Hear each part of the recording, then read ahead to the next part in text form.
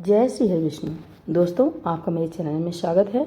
आज हम आपके लिए मोहिनी एकादशी व्रत कथा शुभ तिथि एकादशी व्रत महात्म्य लेकर आए हैं। तो दोस्तों, कथा पूरी सुनिएगा, अधूरी कथा बीच में नहीं छोड़ते हैं। और कथा अच्छी लगे प्लीज़ लाइक और चैनल को सब्सक्राइब जरूर कर लें। वैशाख शुक्ल एकादशी के व्रत को मोहिनी एकादशी के नाम से जानते हैं। इस साल मोहिनी एकादशी का व्रत 19 मई रविवार के दिन रखा जाएगा।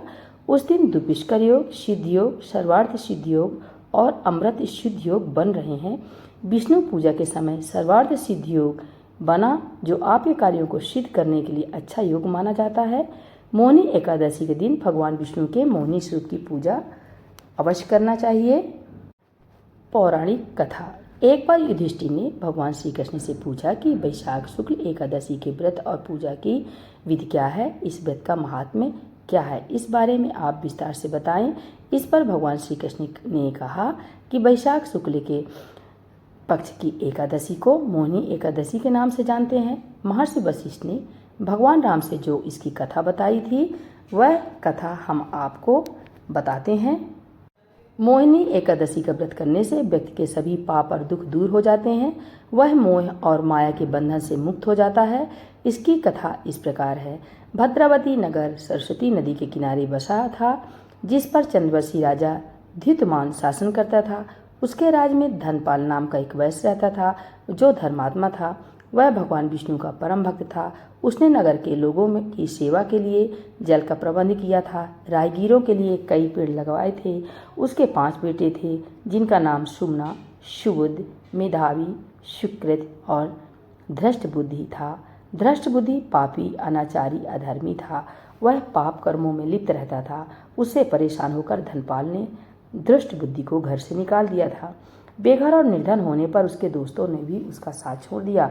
उसके पास कुछ भी खाने पीने को नहीं था। वह चोरी करके अपना गुजारा करने लगा।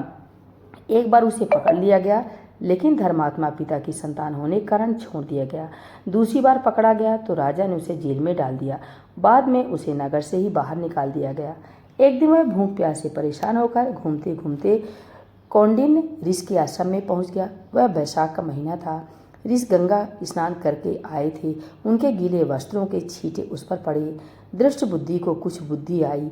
उसने ऋषि कौंडिन्य को प्रणाम किया और कहने लगा कि उसके पाप बहुत किए हैं, इससे मुक्ति का मार्ग बताएं। ऋषि कौंडिन्य ने दृष्ट बुद्धि पर दया आ गई। उन्होंने कहा कि वैशाख शुक्ल एकादशी को मोहिनी एकादशी का व्रत आने वाला है।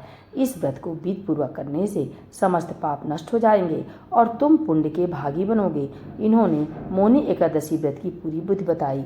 मोहिनी एकादशी के दिन उसने ऋषि के बताए अनुसार विधि विधान से व्रत किया और विष्णु पूजन किया। व्रत के पुण्य प्रभाव से वह पाप रहित हो गया। जीवन के अंत में वह गरुड़ पर सवार होकर विष्णु धाम चला गया। तो प्रेम से बोलिए, एकादशी माता की जय, भगवान विष्णु की जय, भगवान मोहिनी रूप की जय। दोस्तों, मोहिनी एकादशी के समान कोई श्रेष्ठ व्रत नहीं। जो भी व्यक्ति मोहिनी एकादशी व्रत की कथा पढ़ता है या सुनता है, उसे 1000 गोदान के समान पुण्य लाभ होता है।